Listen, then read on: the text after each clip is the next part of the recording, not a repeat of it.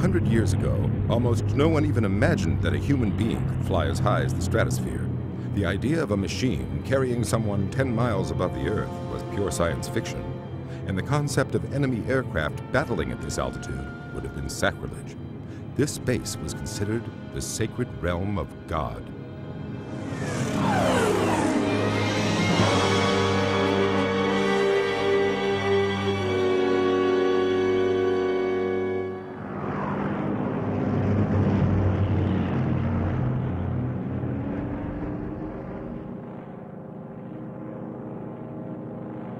Lieutenant Hartman, you're showing a vapor trail. Throttle down. Jawohl.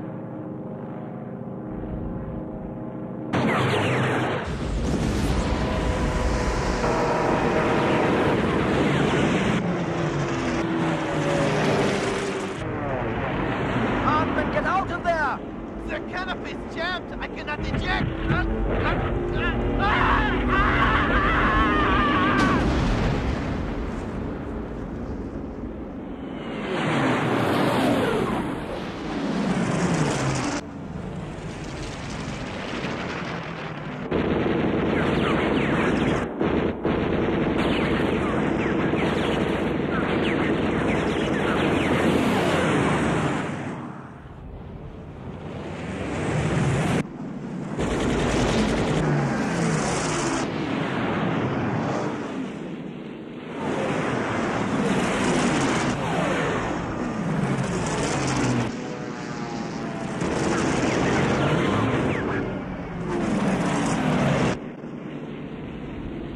Come in, base.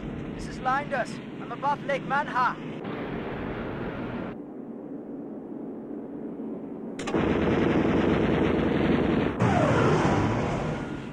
I'm being pursued by 3 Spitfires, and they're about to shoot me down. I'm going to eject.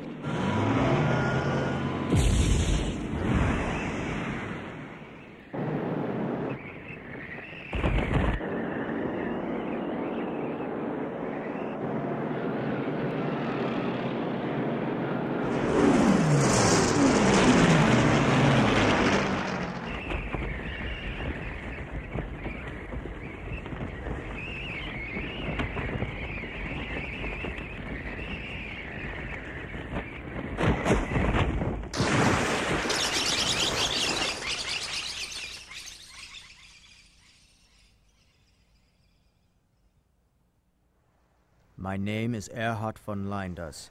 In August of 1944, I found myself floating in the waters of Lake Manha, staring at a brilliant canopy of stars above the German countryside.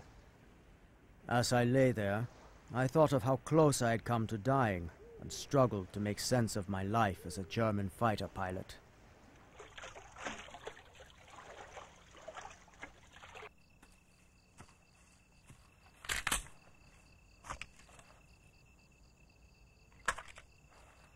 If you jumped into enemy territory, you would have been captured by guerrillas or executed by the resistance. You are a very lucky man, Lieutenant. In fact, your plane's just as fortunate. Huh?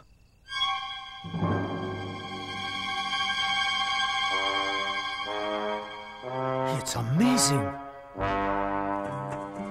My own fighter. The one I had flown since the air battles over Africa, the one with dust-proof filters on both calls, was lying on the grass in the night dew. Now the Focke-Wulf fighter shares a unique reputation for reliability, along with the British Spitfire and the Japanese Zero. But this plane, as if haunted by the soul of its maker, had just flown in the night sky by itself and landed safely in this field after it ran out of fuel. I stood there in stunned silence. How could this be? Was the plane determined to survive this war no matter what the circumstances? Or was it an act of revenge, a silent indictment of the pilot who abandoned it before all hope was lost? I couldn't imagine how it had come through the battle without a scratch. There were no bullet holes, no indication of anything unusual. The plane sat there in silent reproach, mute witness to my act of cowardice. The plane may have been silent, but my comrades were not. How is it that he survived when the rest of his squadron went down? Is it not obvious he's a coward? His life's too precious to sacrifice for his country. Ha! Look at his face. He should have been a mechanic, not a pilot.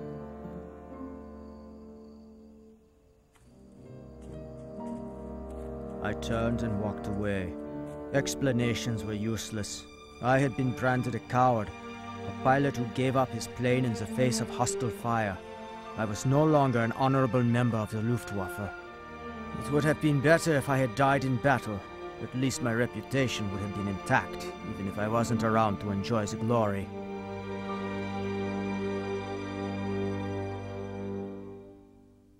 We had big trouble. The enemy squadron was made up of Spitfires. Those planes have a Griffin engine, which performs well at high altitudes. They look a lot alike on paper, but when you get above 7,000 meters, there's a big difference.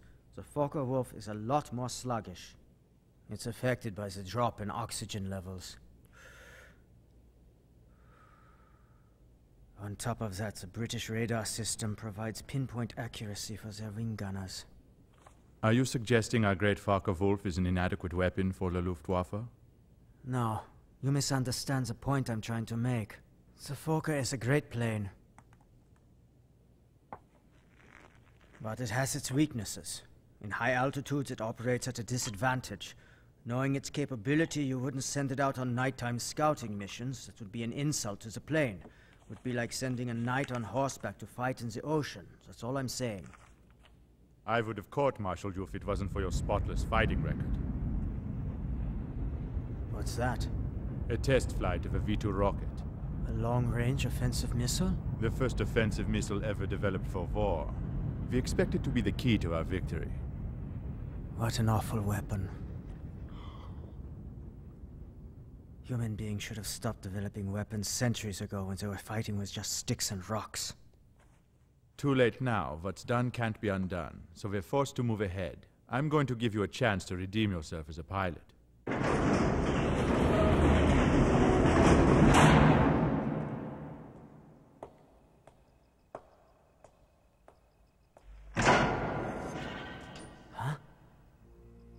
This is a new fighter, the Tank 152H1.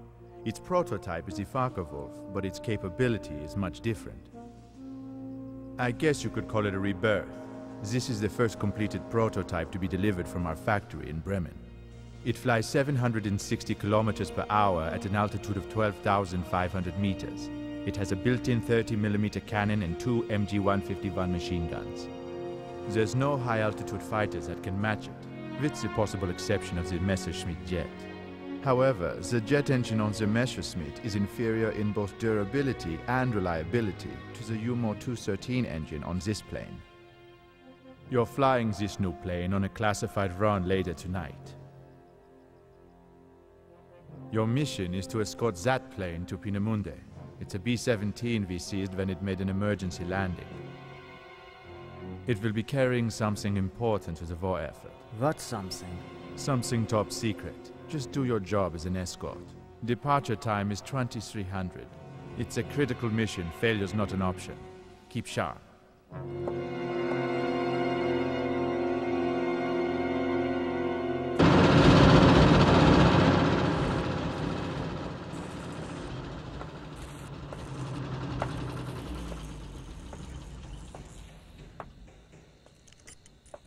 Keep that box separate. Professor?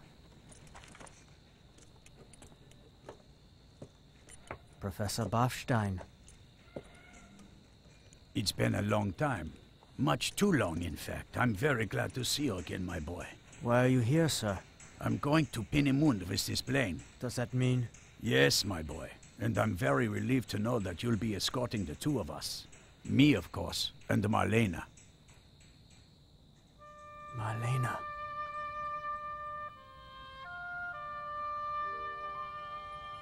I'm sure it's no surprise to you that she became my assistant after you left.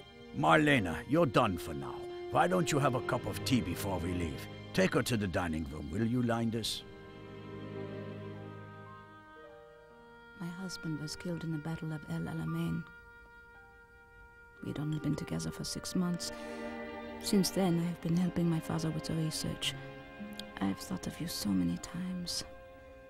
I had hoped I would have a chance to see you again, because I really wanted to apologize. I try not to think about the past. Not me. I have never forgotten it. I married my husband because he promised to finance my father's research. I was unfaithful to you, and I am so sorry for that. I didn't have the courage to tell you how I felt, but blaming ourselves won't help.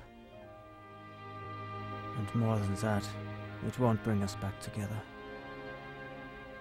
You are right.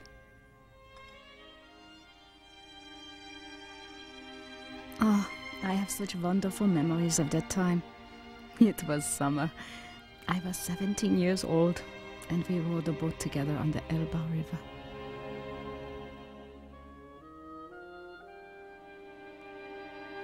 Oh yes, I remember that summer. Your beauty. And you're as beautiful now as you were then. Thanks for saying that, though it's not true.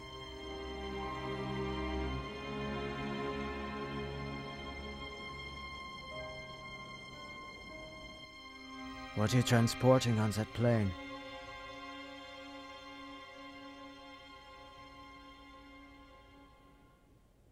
No, you don't have to say a word. I'm sure it's secret. I don't want you to get in trouble for it. Linders. Come look. You want to check the parking restraints? My father instructed me to do so one last time before we leave.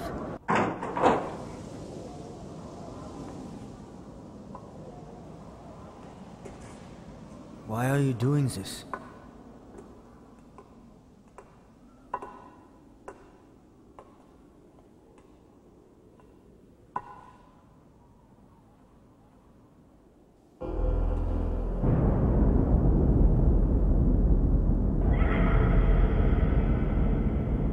Wait a minute. That's not just some kind of regular bomb you're transporting. That's an atomic warhead.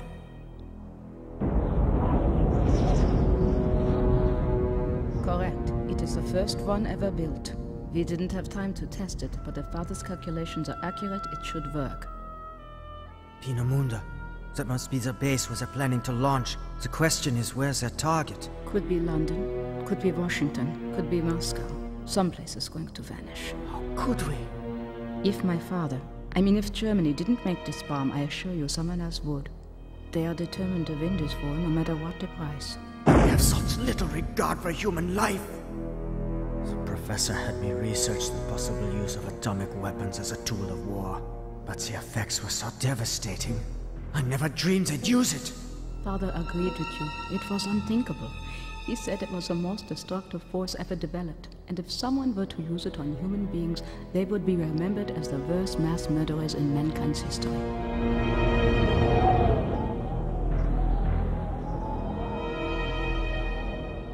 I must tell you this. My father and I were threatened with death if we did not develop this weapon. My only hope now is that it gets destroyed on the way to Peenemünde. Father agrees with me.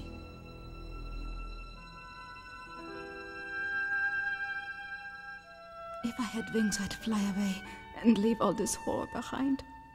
They say everyone gets wings when they arrive in heaven.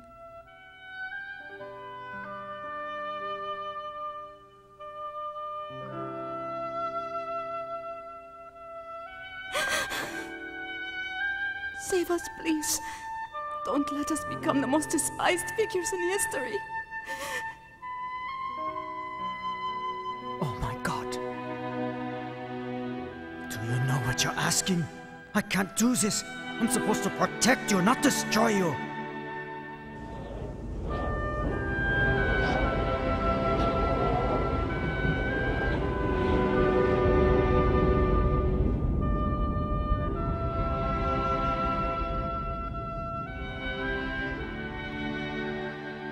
Sorry, I shouldn't have asked. Just forget it. I was out of my mind with desperation. But don't worry. I'm all right now.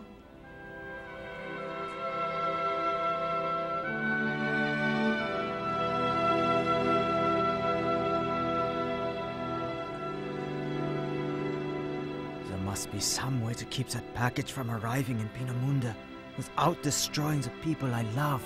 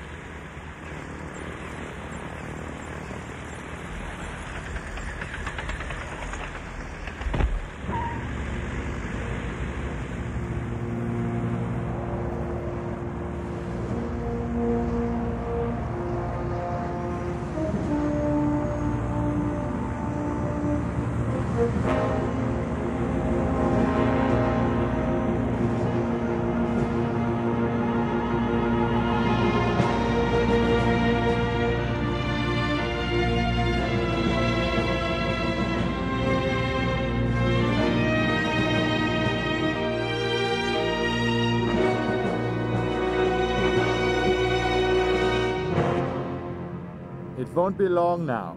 Your name will soon be known throughout the world, Professor. You'll be hailed by people everywhere as the man who led the Third Reich to victory. It's an honor to be here with you.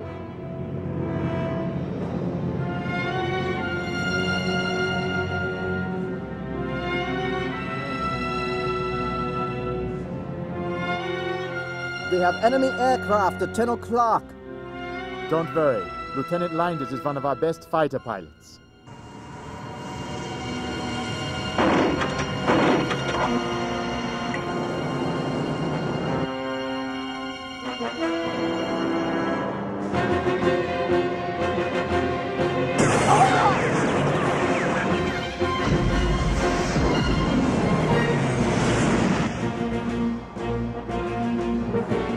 Good work.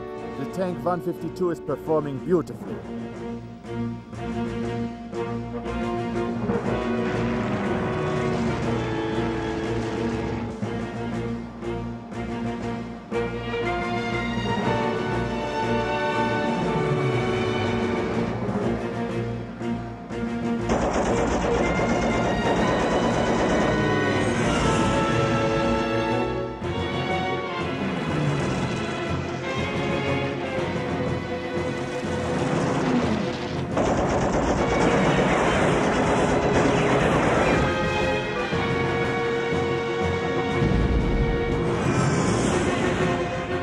Tank 152 is much faster than the Spitfires, even at 10,000 meters. Their only option is escape.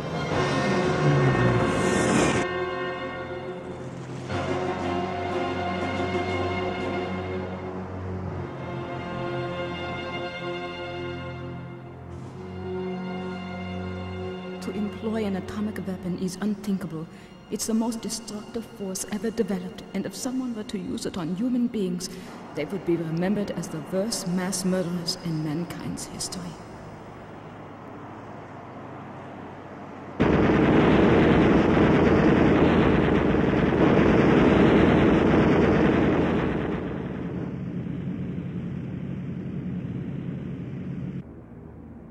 Good work, Lieutenant Linders.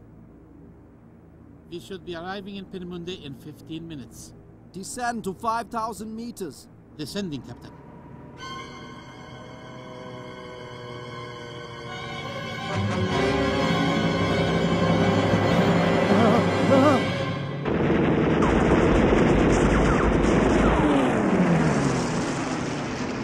Linders, where are you? We are under attack!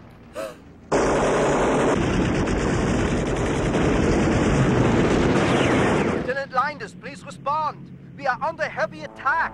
This is Schwerzerblitz. Repeat, this is Schwerzerblitz. We are under heavy attack. Please respond.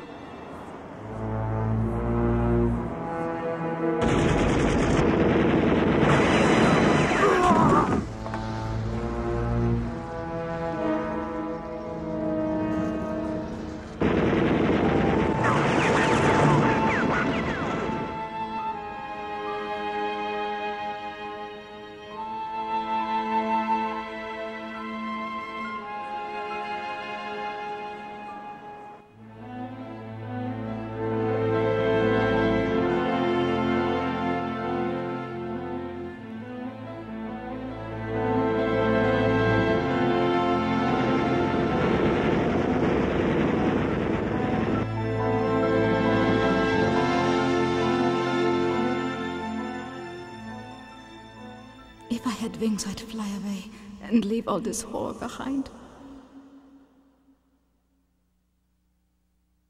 Thank you, Landers.